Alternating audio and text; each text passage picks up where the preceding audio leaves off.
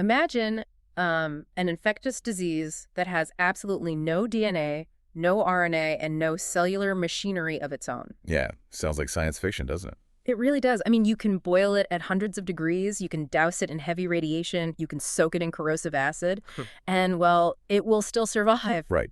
It's an indestructible assassin. Exactly. A microscopic, indestructible assassin. And here is the most unsettling part. It is made entirely out of your own body's materials. Which completely upends our fundamental understanding of what an infection even is. Yeah. I mean, we are so conditioned, right, to look for an external invader. Like a virus or a bacterium. Exactly. A fungus, a parasite. Yeah. We always look for a living, replicating organism that we can target with drugs. But today, for you listening, we are looking at something entirely different. Welcome to our deep dive into the neuropsychiatric aspects of prion diseases. Which is based on Chapter 2.10 of Kaplan and Sadek's Comprehensive Textbook of Psychiatry. Spot on. And our foundational anchor for this deep dive is a concept we talk about so often in psychiatry. You know, the incredibly delicate way that the physical brain, the conscious mind, and human experience interact. Right. And specifically, we are looking at how a microscopic, almost unimaginably tiny structural error can cause that entire system to undergo a catastrophic, unstoppable collapse. Unstoppable is the word. So to conceptualize the scale of what we are dealing with today, I know you have a brilliant analogy for us. I do. Let's discard the idea of a biological organism invading the body. Instead, I want you to think of the human brain as a sprawling, highly intricate origami factory. Okay, an origami factory. I'm picturing it. Right. So you have millions of perfectly folded three-dimensional paper cranes, and they're moving along conveyor belts, interacting, performing complex biochemical tasks. We're just keeping the factory running with breathtaking efficiency. Exactly. Now, what happens when a prion enters the picture? Well, I suppose something goes wrong with the paper. Spot on. A single piece of origami paper gets folded inside out.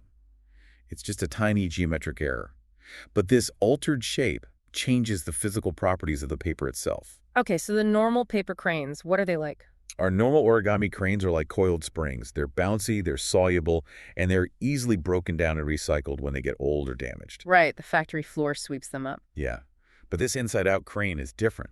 It folds into flat, rigid, sticky plates. And the terrifying part is that it isn't just a defective product, is it? No, it is actively contagious. Wow, contagious origami. That is the terrifying mechanism. When this flat, sticky, misfolded crane brushes against a perfectly normal paper crane, it exerts a physical force. Like it physically manipulates it. Yes, it templates its own shape onto the normal crane, essentially forcing it to snap inside out as well. So one becomes two, two become four, four become eight. And because these flat plates are sticky, they start stacking on top of each other. Exactly. They snap together like biological Lego bricks. So instead of these bouncy springs moving freely around the factory, you suddenly have these indestructible, solid pillars of sticky paper building up. Right. And they're physically clogging the machinery, jamming the conveyor belts.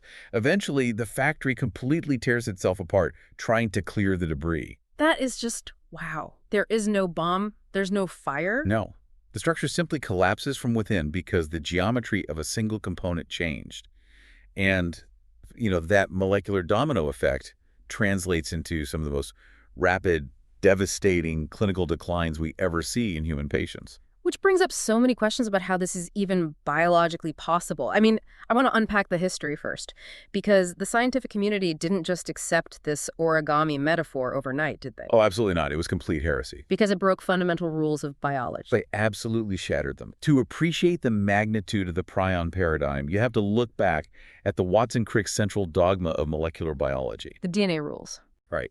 For decades, the ironclad rule was that genetic information flows in one direction, from DNA to RNA to protein. So DNA is the master blueprint, RNA is the messenger, and proteins are the functional machines built from those instructions. Exactly. So if we use a building analogy, if I'm building a house, the DNA is the architectural blueprints safely locked in the site manager's office. Okay. And the RNA? The RNA is the photocopy of the blueprints given to the builders on the ground, and the proteins are the bricks, the wood, the actual house being built. A perfect analogy. So the logical extension of that dogma is that for a disease to be infectious, meaning it can multiply and spread from one organism to another, it must contain a blueprint. Precisely. It must have genetic material, either DNA or RNA, to instruct the host cells to make more of the infectious agent. Right, because that is exactly how viruses work. They inject their genetic code into our cells and hijack the machinery. Spot on.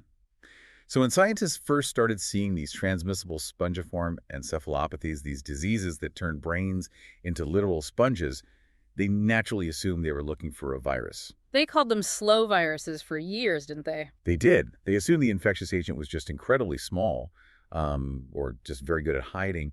But then in 1982, an American neurologist named Stanley Prusiner presented data that caused a massive uproar. What did he do? Well, he isolated the infectious agent from sheep with scrapie. Scrapie is a type of prion disease. Yeah. And he subjected it to treatments that obliterate nucleic acids. We are talking about extreme measures that would tear DNA to shreds. Oh, completely. He used heavy ultraviolet and ionizing radiation. He used nucleases, which are, enzymes specifically designed to chew up DNA and RNA. Wow. He treated the samples with sodium hydroxide hydrolysis and autoclaved them at temperatures that would destroy any known virus or bacterium on Earth. And yet the infectivity remained completely intact. Completely intact. The samples still caused the disease. That is wild. You're essentially telling the scientific establishment that you have found a car driving itself down the highway with absolutely no engine. That's exactly how they felt. The pushback was immense. Huh. But Prusiner deduced the only logical conclusion. The infectious agent was completely devoid of nucleic acids. And that's when he coined the term. Yes. He coined the term prion, which is a portmanteau for proteinaceous infectious particle. Proteinaceous infectious particle, prion. Right. He posited that a mere protein, just a string of amino acids with no genetic material whatsoever, could somehow transmit a disease. Okay, let's put this protein under the microscope, because the plot really thickens when we realize this isn't some alien protein from outer space. No, not at all. We are dealing with a molecular Dr. Jekyll and Mr. Hyde. I mean, we all naturally produce this protein, don't we? We do. Every single listener right now has millions of these proteins in their central nervous system. And the normal, healthy version, that's known as the cellular prion protein, right? PRPC. That's the one. It is encoded by the PRNP gene, which sits on the short arm of chromosome 20. Okay, let's look at Dr. Jekyll first. The good version. What is PRPC actually doing in a healthy brain? I mean, it isn't just taking up space. Far from it. PRPC is a busy, highly functional glycoprotein. It sits predominantly on the synaptic membranes of our neurons. On the outside of the cell. Yeah, attached to the outer surface by a glycosylphosphatidylinositol, or GPI, anchor. A GPI anchor. Okay, so it's essentially tethered to the outside of the cell membrane, kind of floating in the extracellular space, but tied to the ship. Exactly. And structurally, it is quite elegant. Remember our origami metaphor? The bouncy springs. Right. The healthy PRPC consists of roughly 40% alpha helices. These are tightly coiled, spring-like structures.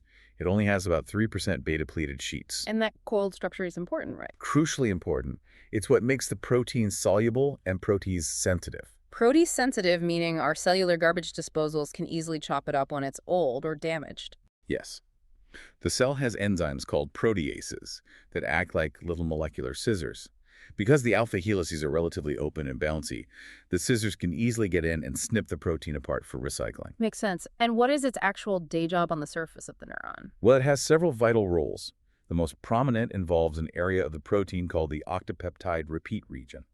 The octopeptide repeat region, what does that do? This specific region has a high affinity for binding copper ions.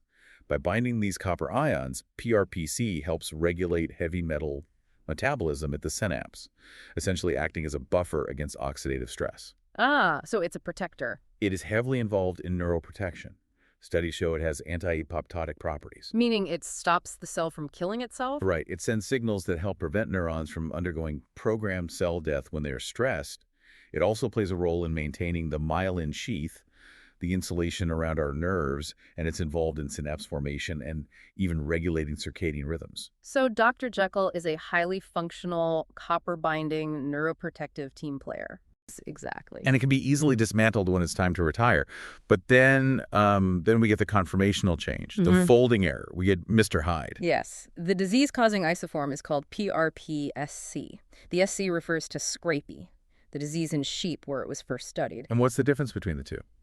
Well, The most vital conceptual leap here is understanding that PRPSC has the exact same primary amino acid sequence as the normal PRPC. Wait, let me make sure I'm mapping this correctly. The genetic code didn't mutate at all. Not one bit. The letters of the alphabet making up the protein are completely identical. Identical. The primary structure is unchanged.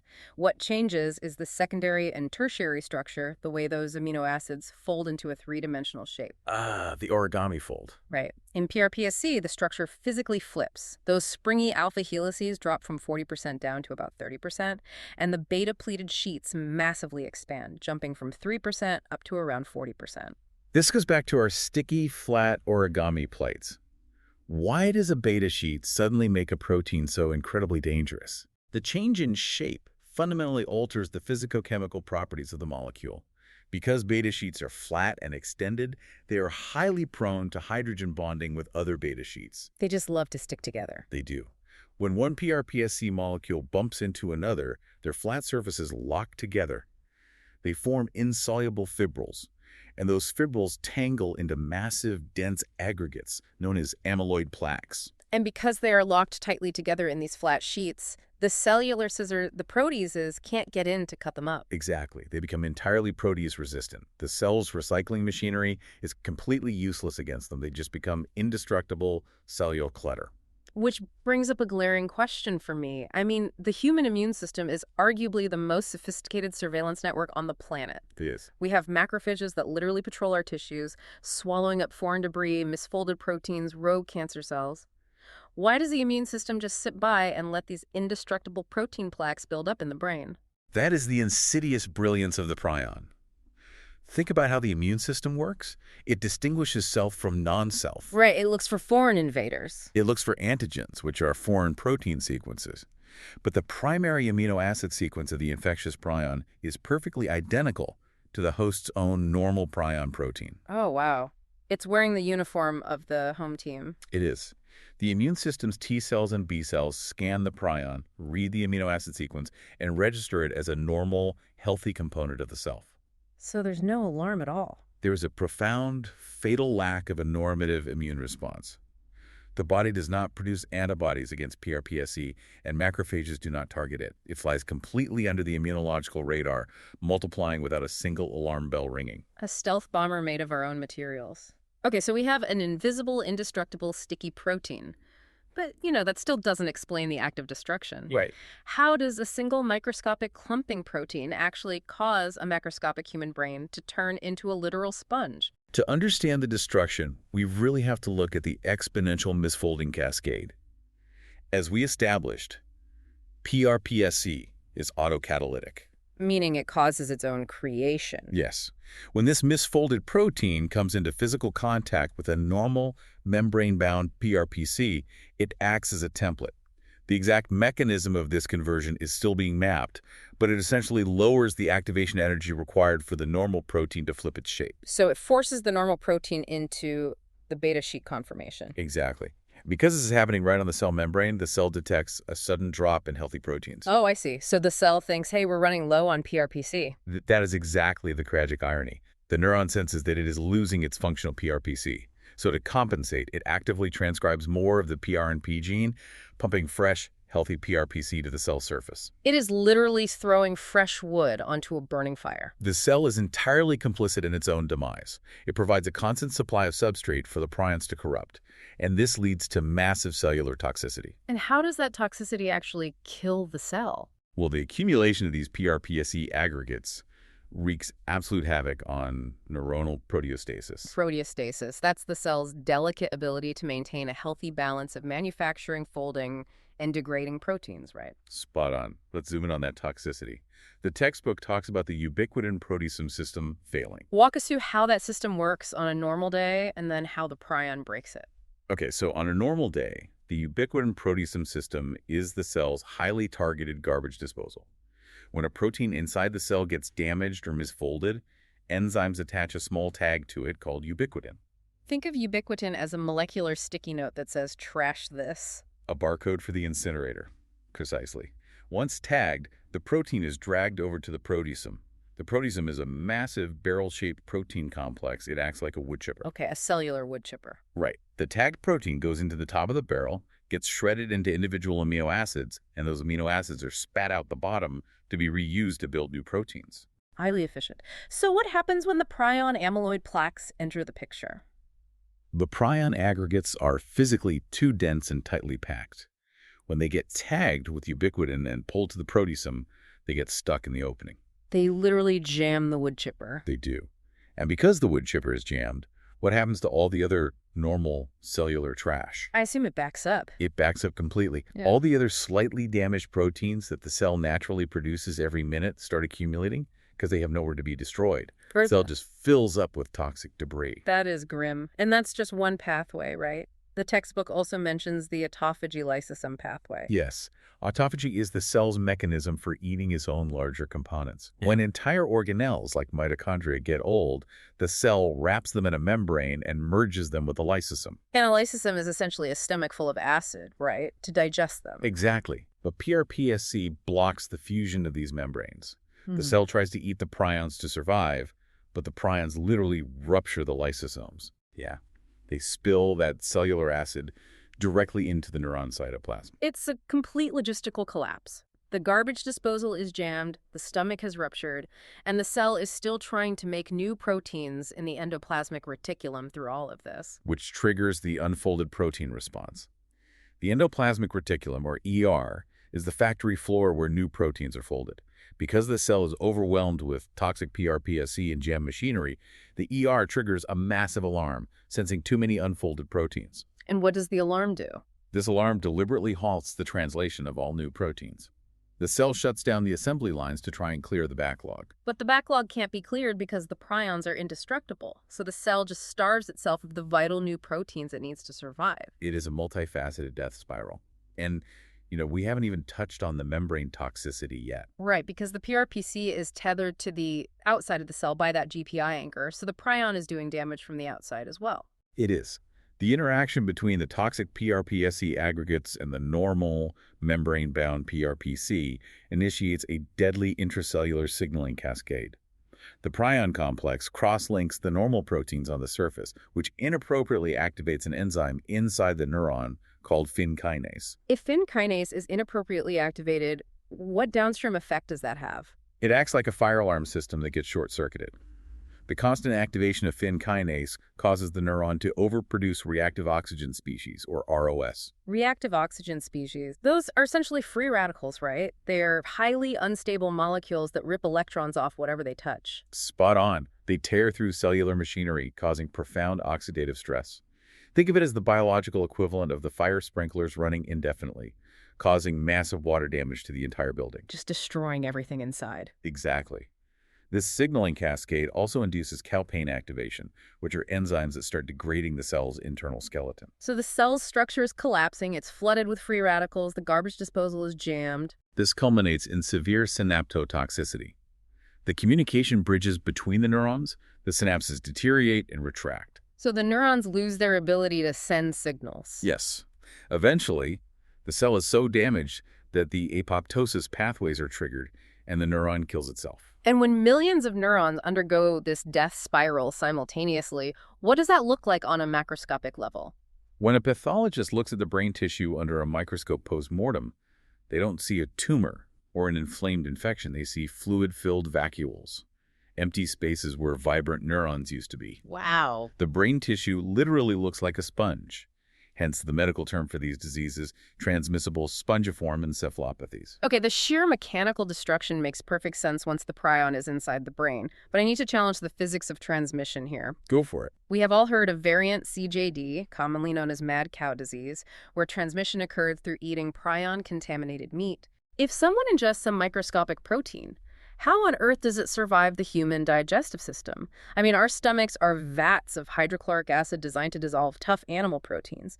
How does a prion bypass the acid, bypass the entire gastrointestinal immune system, and travel all the way up into the heavily guarded blood-brain barrier-protected central nervous system? It is one of the most remarkable microscopic Trojan horse journeys in all of biology. The journey starts with that beta sheet structure. Because the prion is a tightly packed, indestructible amyloid, it is almost completely resistant to the acidic environment of the stomach. So the digestive protease like pepsin simply cannot break it apart. No, they can't. It passes right through the stomach into the small intestine completely intact. Okay, but then what? When it reaches the intestinal epithelium, the lining of the gut, it faces a massive barrier. But the gut lining has specialized cells called M cells or microfold cells. The job of an M cell is to constantly sample the contents of the gut, grab small particles, and hand them over to the immune system waiting just below the surface so the body can build tolerance or immunity. Ah, the border patrol. Exactly. The prion exploits the border patrol. It gets swallowed up by the M cells and transported safely across the epithelial barrier. Once through, it is swept into the lymphatic system. It travels to the Peyer's patches and the draining lymph nodes. And what happens in the lymph nodes? Here, it encounters a specific type of immune cell called follicular dendritic cells, or FDCs. Now, FDCs normally capture antigens and hold on to them to present them to B cells, right? To help build a targeted immune response. That is their physiological role. Ugh. But remember, the immune system thinks the prion is self. So instead of being destroyed, the prions find a safe haven on the surface of these FDCs, likely binding to receptors called CD21 and CD35. Wow, they just set up camp. The FDCs inadvertently become incubators. The prion slowly replicates and multiplies on the surface of these cells in the lymphoid tissues. This process can persist silently for months or even decades. It's building a sleeper army in the lymph nodes. But the lymph nodes are peripheral. How does it cross the moat? How does it breach the central nervous system? There are two main anatomical routes. The first is a hematogenous route, spreading via the bloodstream. The prions hitch a ride on immune cells, eosinophils, monocytes, neutrophils, and mast cells. And because these immune cells have biological clearance to cross the blood-brain barrier for routine surveillance, they act as the ultimate Trojan horses. Exactly. They unknowingly carry the lethal cargo directly into the brain. That is terrifying. What is the second route? The second route bypasses the blood entirely. The gut is heavily innervated by the enteric nervous system, which connects to the autonomic nervous system. Neurotropic prions can enter the peripheral nerve endings right in the gut. Into the nerves themselves. Yes. Once inside the nerve fiber, they use retrograde axonal transport. They literally climb backwards up the highway of the nerve, moving physically from the gut, up the spinal cord or the vagus nerve, directly into the brainstem. That is a staggering biological mechanism. They climb the electrical wires straight to the mainframe. It's quite elegant in a very grim way. And once they reach the brainstem, they spread to the astrocytes and neurons, and the spongiform destruction we just talked about begins. Which leads us right into the clinical reality of these diseases, because all of this microscopic cellular biology translates into some of the most devastating, rapidly progressive clinical pictures in all of medicine. It does. And while there are different subtypes of prion disease with different origins, some spontaneous, some acquired, some genetic, we must emphasize the common thread that unites them all. Right, the endpoint. The ultimate clinical endpoint is broadly identical. Widespread neurodegeneration, rapidly progressive dementia, akinetic mutism, which is a state where the patient is awake but completely unable to move or speak, and invariably, death. Let's break down the subtypes, starting with the most common form. Sporadic Creutzfeldt-Jakob disease, or SCJD. The textbook notes this accounts for about 85% of all human prion diseases. The term sporadic implies there is no infection, no genetic inheritance. It just happens. That is the unsettling truth of SCJD. It is driven by a random, spontaneous conformational change. For reasons we still do not fully understand, a single normal PRPC molecule in a healthy brain spontaneously misfolds into the toxic PRPSC shape and initiates the autocatalytic cascade. With no trigger. No known environmental trigger, no exposure to contaminated meat, and no germline mutation. It occurs globally with incredible consistency at a rate of roughly 1 to 1.5 cases per million people per year. The true biological lightning strike. When it does strike, what does the clinical picture look like? Who is the typical patient? The typical age of onset is late middle age, usually around 60 to 65 years old. The absolute defining hallmark of SCJD is its sheer terrifying speed. How fast are we talking? To give you context, a typical neurodegenerative disease like Alzheimer's progresses over 5, 10, sometimes 20 years. Sporadic CJD has a median duration of just 4 to 6 months from the onset of the very first symptom to death. Let that sink in. Going from a fully functioning adult to complete neurological collapse in 16 weeks. How does it present? What are those first symptoms? It usually begins insidiously, often mimicking a nonspecific viral illness or mild depression. Patients might complain of profound fatigue, dizziness, disrupted sleep architecture, or vague behavioral abnormalities. But it accelerates quickly. Very quickly. Within weeks, it accelerates into profound cognitive decline. We see rapidly emerging aphasia, the inability to understand or produce speech and apraxia, the loss of ability to perform purposeful movements. And crucially, the textbook highlights that it presents with distinct motor signs very early on, differentiating it from a standard dementia. Yes. Cerebellar gait ataxia is incredibly common. The cerebellum handles our balance and coordination. So relentlessly progressive ataxia means a patient goes from a slight stumble to needing a cane to being completely unable to walk, stand, or even feed themselves in a matter of weeks. And then there's the startle myoclonus, right? Most notably, yes. As the disease ravages the cortex, patients develop startle myoclonus. Startle myoclonus, what does that actually look like in a hospital bed? Myoclonus refers to a sudden, shock-like, involuntary jerking of a muscle or a whole limb. In SCJD, these jerks are highly sensitive to sudden stimuli.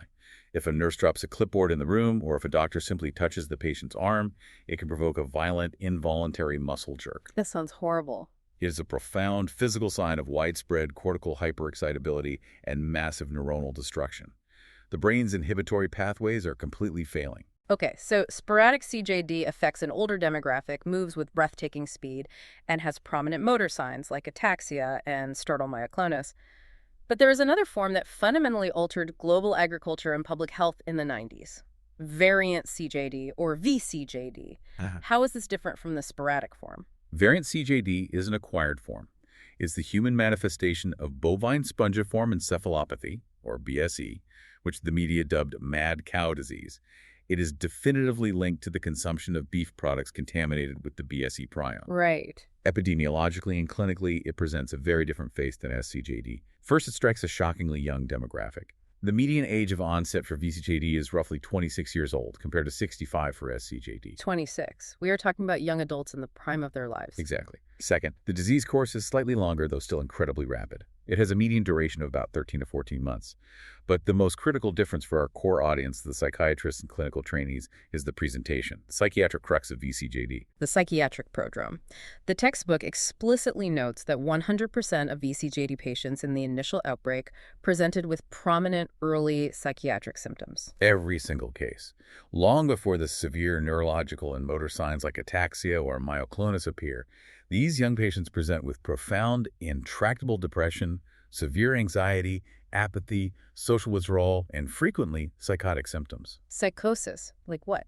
They might experience transient, bizarre delusions or complex visual and auditory hallucinations. And this is where the diagnostic trap snaps shut on the clinician. Because a 26-year-old walking into an emergency department or an outpatient clinic complaining of new onset severe depression, anxiety, and a bit of brain fog, I mean, that is the absolute bread and butter of daily psychiatric practice. Precisely the trap. Yeah. In those early stages, these psychiatric symptoms do not possess any highly characteristic features that easily differentiate them from a common primary psychiatric disorder. They just look like standard cases. Right. A resident evaluating a 26-year-old with social withdrawal, depressed mood, and anxiety is going to diagnose major depressive disorder or a first episode psychosis. They're going to prescribe an SSRI or a low-dose antipsychotic. And you can't fault them for that. You don't jump to a 1 in a million terminal brain disease. You don't. It is only months later when the antidepressant fails to work and the patient starts stumbling, developing chorea, involuntary, dance-like writhing movements, and the cognitive decline becomes undeniable, that the true, devastating nature of the illness reveals itself. We are going to circle back to how a sharp clinician can try to spot this masquerade and raise the red flag. But before we leave the clinical manifestations, we must explore the other acquired forms, because the anthropological and medical history is fascinating. Let's look at Kuru. Kuru is the definitive historical anchor for understanding acquired prion diseases. It was discovered in the 1950s by an Australian medical officer among the Four People, a very isolated group of tribes living in the highlands of Papua New Guinea. And the word Kuru itself means something specific, doesn't it? It translates to trembling with fear, or shivering in the Four language. And the transmission of this disease was linked to ritualistic cannibalism. Specifically, endocannibalistic funeral practices. To the Four People, this was an act of profound mourning and respect. When a tribe member died, Their body was cooked and consumed by their family members. How did that spread the disease so selectively? Because of the strict social hierarchies and gender roles within the tribe, the skeletal muscle was usually given to the men. The internal organs, and crucially the brain tissue, were predominantly prepared and consumed by the women and young children, And we now know that the highest concentration of the toxic prion protein is in the central nervous system. So the women and children were receiving massive infectious doses. which led to a massively disproportionate rate of kuru among the women and children of the tribe, decimating those demographics.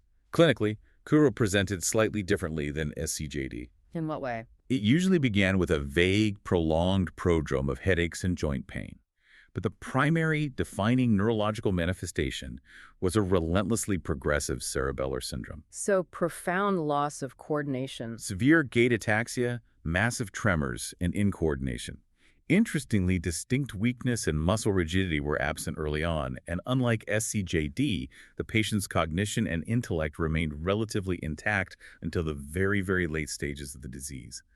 They were fully aware of their declining physical state. That's horrifying. And the practice of cannibalism was eventually halted, largely thanks to the work of scientists like Carlton Godusek, who won a Nobel Prize for demonstrating that kuru was transmissible to chimpanzees, proving it was an infectious agent. Yes, and kuru has essentially disappeared.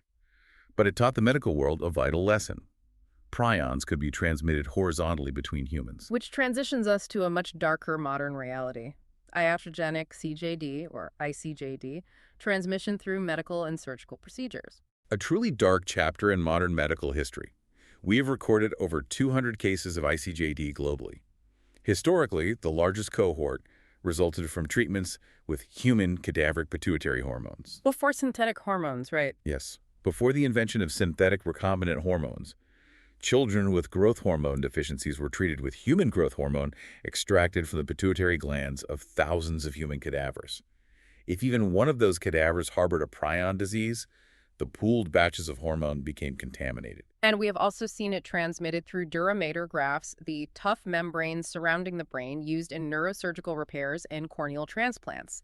And perhaps most terrifyingly, through inadequately sterilized neurosurgical instruments and deep brain electrodes. Because, as we discussed at the very beginning, standard hospital sterilization does not destroy the beta sheet prion. A surgeon operates on an undiagnosed SCJD patient. The instruments go through standard autoclaving, and they emerge perfectly sterile for bacteria and viruses.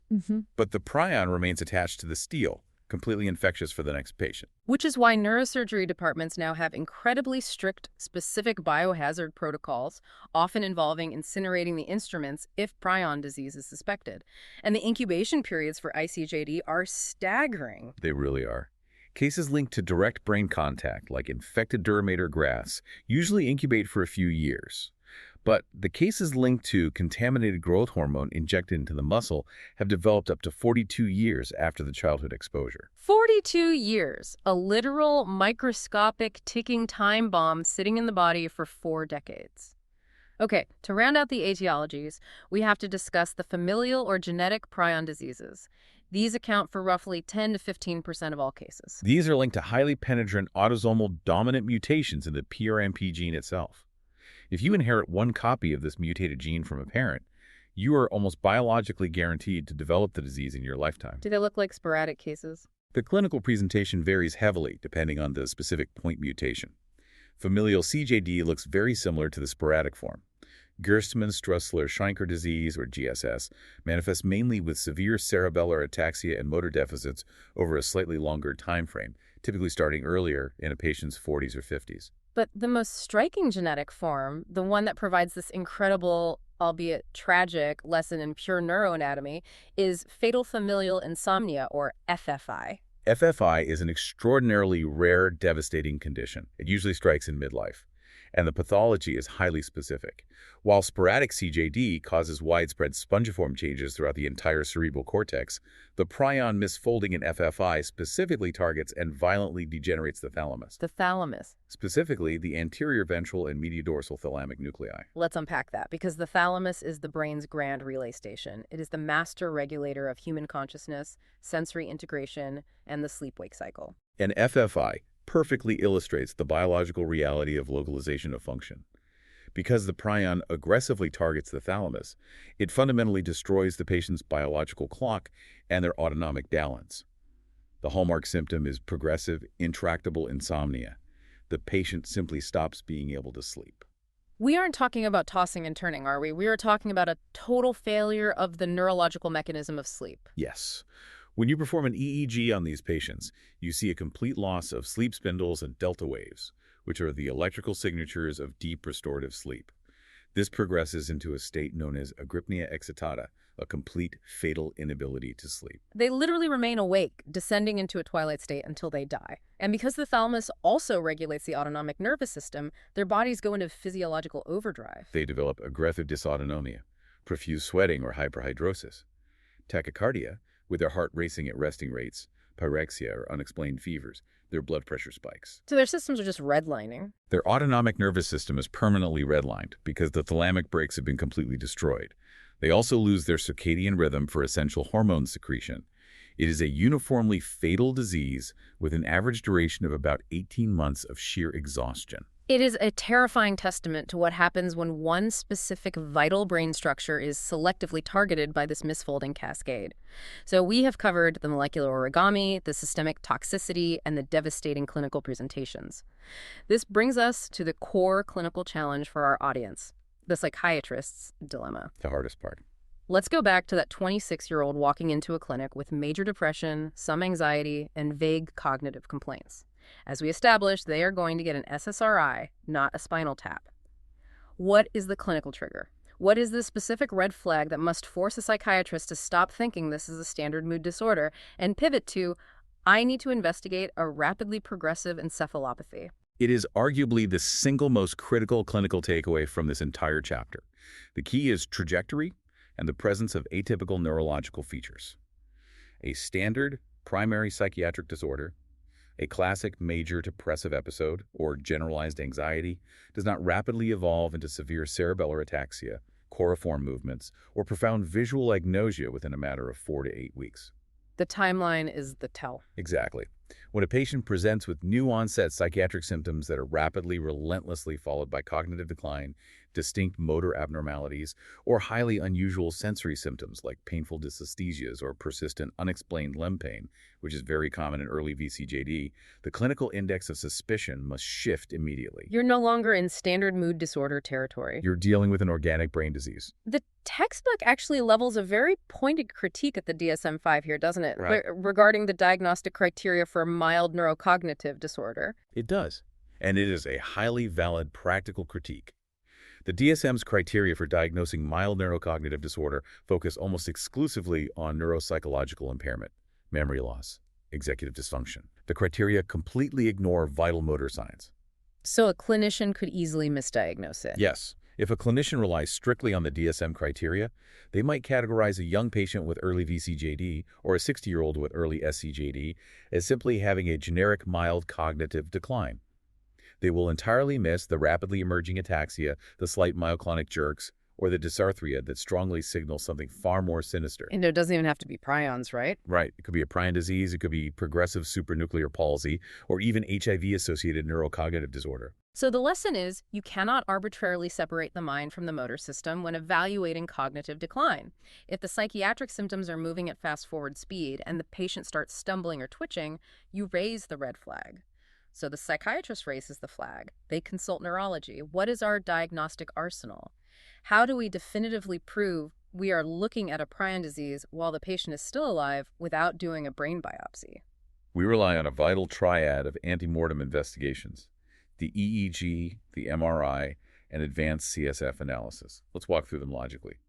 First, the electroencephalogram, or EEG, which measures the brain's electrical activity. What are we looking for there? In sporadic CJD, as the disease progresses and the cortex becomes wildly hyperexcitable, more than 90% of patients will develop a highly characteristic, almost unmistakable pattern known as periodic sharp wave complexes, or PSWC. What exactly does a periodic sharp wave complex look like on the readout? You see these rhythmic, highly synchronized high-voltage spikes of electrical activity occurring across the entire brain simultaneously, roughly once every single second. It is a profound electrical signature of widespread, synchronized cortical distress and failing inhibitory interneurons. A once-a-second electrical distress beacon, but the textbook notes these are typically absent in variant CJD. Correct, because VCJD progresses slightly slower and has a different pathological distribution, often sparing the cortex early on and hitting the thalamus and basal ganglia harder. You rarely see those classic 1 Hz periodic complexes. Which makes imaging even more critical. What are we looking for on the MRI? The absolute gold standard for imaging suspected prion disease is the MRI using diffusion-weighted imaging, or DWI, and FLAIR sequences. These specific sequences are incredibly sensitive to changes in water movement caused by the spongiform vacuolation. And what do those changes look like? In sporadic CJD, you will frequently see hyperintense signals, abnormally bright glowing areas in the basal ganglia deep in the brain, specifically the caudate nucleus and the putamen. You will also often see bright ribbons along the cerebral cortex known as cortical ribboning. And for variant CJD, since it doesn't show the EEG spikes, does it have a specific MRI signature? Variant CJD has a highly specific, almost pathognomonic MRI finding known as the pulvinar sign. The pulvinar nuclei being located in the posterior thalamus. Yes. On a FLAIR MRI, you will see striking bilateral hyperintense signals glowing in the posterior thalamus. If you have a young patient with a psychiatric prodrome, rapid cognitive decline, ataxia, and a bright pulvinar sign on their MRI, variant CJD is highly, highly suspected. It is a diagnostic linchpin. That leaves the third pillar, the cerebrospinal fluid, the CSF. We perform a lumbar puncture. Historically, we couldn't just test the fluid for the prion itself easily, could we? Note, the concentration of the actual prion protein in the spinal fluid is vanishingly small. So historically, we looked for surrogate markers of rapid neuronal destruction. The most famous of these is the 1433 protein. But 1433 is just a normal intracellular protein, isn't it? It is. It is abundant inside healthy neurons.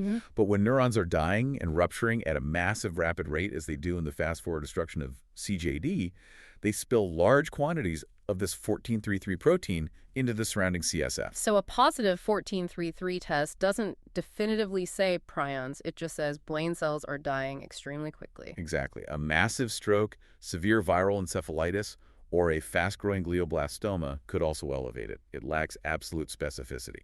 But the landscape has changed now. Massively. In recent years, the diagnostic landscape has been utterly revolutionized by a brilliant molecular test called RTQIC. Real-time quaking-induced conversion.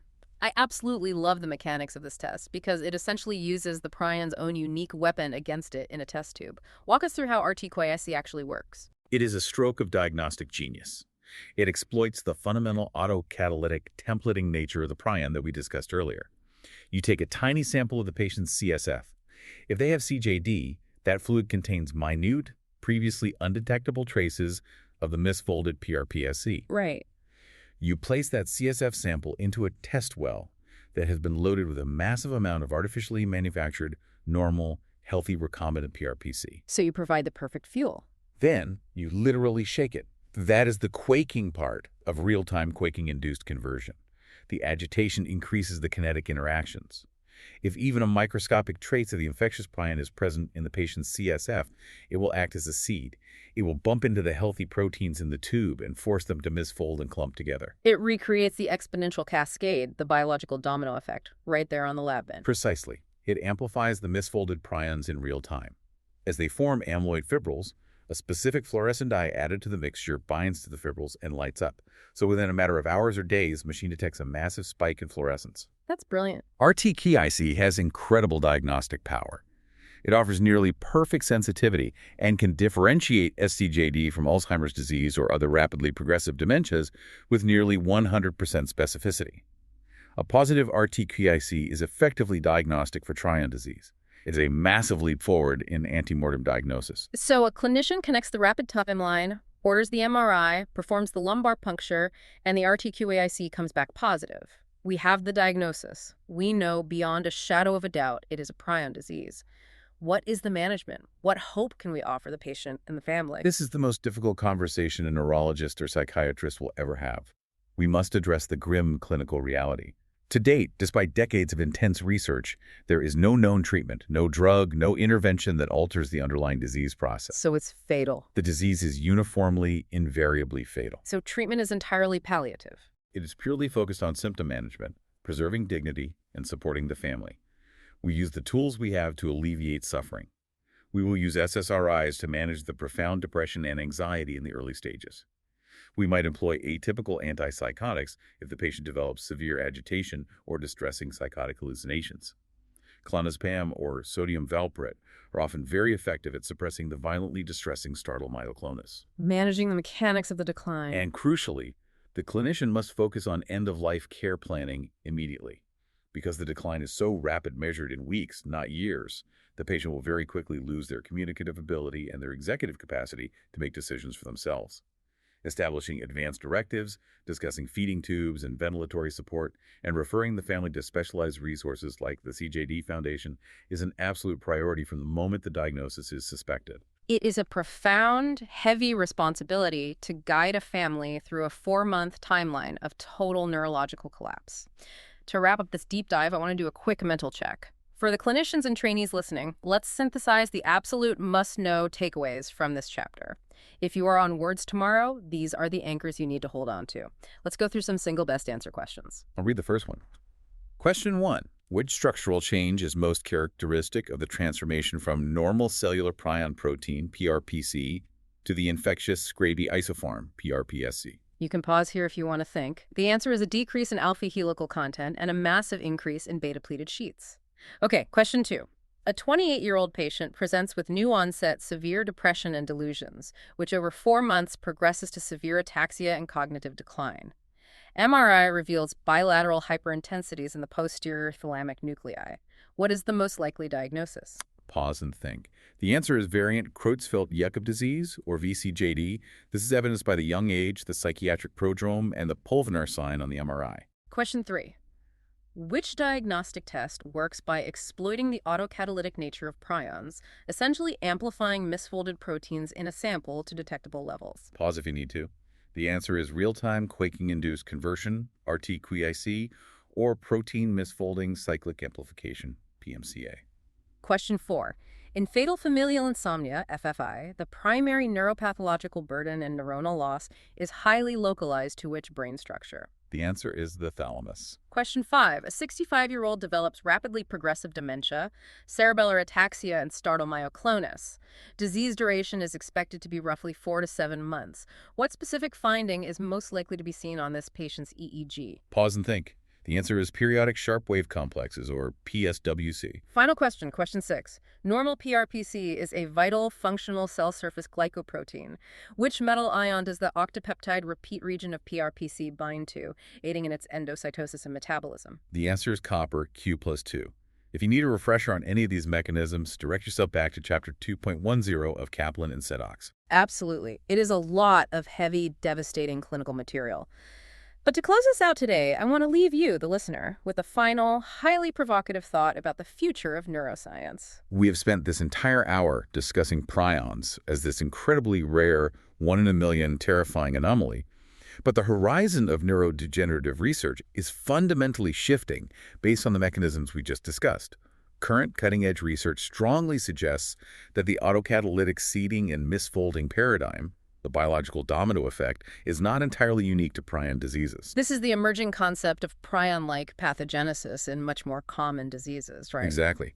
We are now seeing compelling evidence that the misfolding of alpha-synuclein proteins in Parkinson's disease and the accumulation of amyloid beta and tau proteins in Alzheimer's disease might actually behave in a very prion-like manner. Wow. These misfolded proteins may spread toxically from cell to cell, physically templating their disease shape onto healthy proteins across synaptic connections. So it is the exact same exponential origami cascade, just moving much, much slower, taking 10 years instead of 4 months. So the provocative question for you to mull over is this. If all the major neurodegenerative diseases, Alzheimer's, Parkinson's, ALS, share this fundamental molecular domino effect, could cracking the code of the prion hold the ultimate answer? If we can understand exactly how to stop a single prion protein from templating its shape onto its neighbor, could we eventually unlock the cure to halt Alzheimer's and Parkinson's in their tracks? The rarest, most rapidly fatal brain disease in human history might just hold the key to curing the most common ones. It is a breathtaking thought to end on. Here are the details of this episode. Neuropsychiatric aspects of prion disease. Byline. When proteins misfold, a silent cascade of destruction within the brain. Episode description. Prion diseases are among the most unsettling conditions in medicine, rare, rapidly progressive, and fundamentally destructive. This chapter explores how abnormal protein folding can lead to profound neuropsychiatric decline. In this episode, we examine how prions misfolded proteins propagate by inducing normal proteins to adopt the same abnormal structure.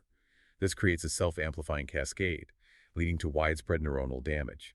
Clinically, prion diseases often present with early psychiatric symptoms, anxiety, depression, behavioral change, or psychosis, before progressing to severe cognitive impairment, neurological dysfunction, and ultimately death. We explore the rapid course of these conditions, where decline unfolds over weeks to months rather than years. This distinguishes them from most other neurodegenerative disorders. A key theme is transformation. The pathology does not involve external invasion or structural mass, but a change in the fundamental configuration of biological molecules with devastating consequences at a systems level. This chapter highlights the importance of recognizing rapidly progressive neuropsychiatric syndromes, where time course itself becomes a critical diagnostic clue. Key takeaways. Prion diseases are caused by misfolded proteins that propagate within the brain. They lead to rapid, widespread neurodegeneration. Early symptoms may be psychiatric, including mood and behavioral changes. Progression is typically rapid, with severe decline over weeks to months. Cognitive impairment and neurological dysfunction follow. Time course is a key distinguishing feature. These conditions illustrate how molecular changes can have system-wide effects.